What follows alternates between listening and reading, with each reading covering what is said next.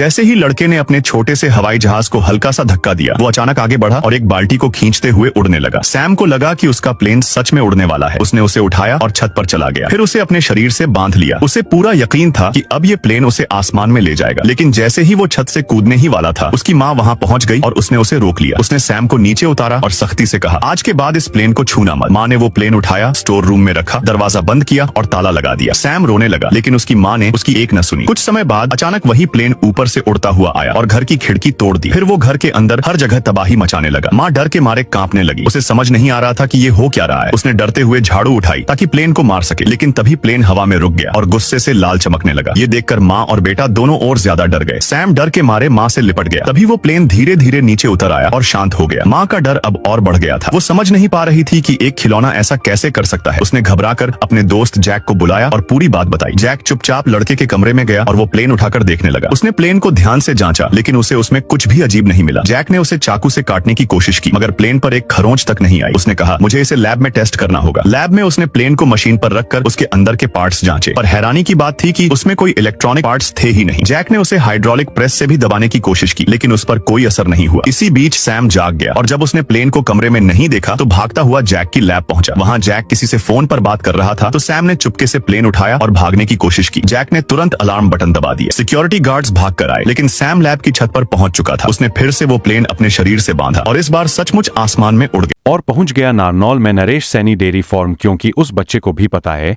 नारनौल में 100% शुद्ध मिठाइयाँ और डेयरी प्रोडक्ट जैसे खोवा, पनीर, दूध सिर्फ नरेश सैनी डेयरी फार्म पर ही मिलता है। नारनौल वालों की पहली पसंद।